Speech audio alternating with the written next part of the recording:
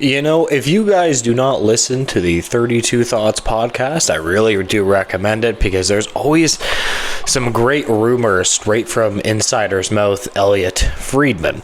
So, in this most recent 32 Thoughts podcast, he was talking about the Maple Leafs and Matthew Knies. And he was touching on the fact that the Leafs are considering and interested in signing him to a long-term deal, which might very well make a lot of sense, although there are some risks to it.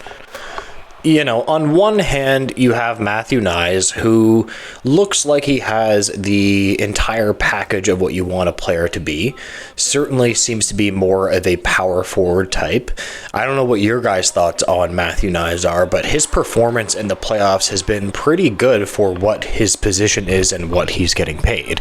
He isn't obviously one of the core 3-4 type players that are the elite type players on our team, but he is, you know, still performing pretty well in the playoffs for what his position is. So he's been impressing me with that. He has size, he has an ability to win battles, and he will improve on that as he becomes more of a solidified NHLer. He's played 80 plus games in the NHL. His offense, I wouldn't necessarily say is, you know, it hasn't reached top six numbers yet. To me, you have to score 55, 60 points to be able to be a top 6 player, in my opinion. And he has played a lot with Marner and Matthews, and you do figure that he would get more than about 35-ish points, right? So this is the risk for me. Now, I'm kind of thinking, what exactly would a Matthew Knies contract look like, right? Now, obviously, if he was okay with signing $3 million long term, I would take that in a second. Now, that's obviously very wishful thinking, right? It doesn't mean, think about it. He's probably worth that right now, but if he pops off, you know, he could be worth a lot more than that. Like, if he can consistently score 55, 60 points, a big power forward, winning puck battles in front of the net, you know, players like that are very, very valuable because they're not empty calorie players. They don't just, you know, like, let's say Nick Robertson. Like, yes, he's very good at scoring, but he doesn't really add much else in like Matthew Knies does, right? Matthew Knies, like, people will discount size. They'll say, well, size doesn't matter as much in the NHL as it used to, and they're right about that. It doesn't matter as much. You know, you see guys that are smaller, Johnny Gaudreau, rest in peace types that, you know, obviously were able to make the NHL, but it's not like you can completely discount size as an advantage as well. Like, it is one thing that is a massive advantage that players have, especially if they can use their size properly. And then there's players like, Frederick Gauthier, who's an absolute giant, but he just doesn't know how to use his size effectively in the NHL, and then it makes no difference.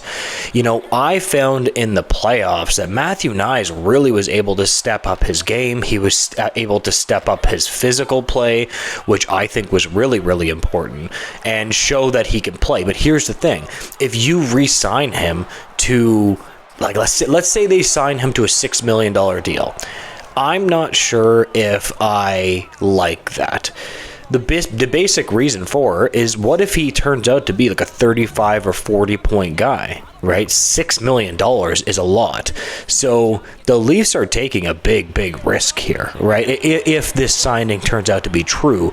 But here's the thing. If Elliot Friedman is saying something, he's probably, it's probably right. He's probably one of the best insiders in the game. Some of them have sources, but they're pretty questionable. Like, I don't know about your opinion on Cervelli. He's a little bit up and down with his trade rumors, but if Elliot Friedman says something, I trust it. You know, a lot of these contracts with other teams, let's say Gunther, right, who just re-signed in Utah, he showed that he can produce offense at that level before they gave him, I think it was a $7.14 million deal. I'll put the information up on the screen, but they gave him that deal when he showed that he could produce at that level. Matthew Knies just simply hasn't done that. Now, I understand why people like him. I understand why you might think that he can produce like that, but that worries me a lot. What if he only produces 35 points? I already said that, but that's what worries me about this.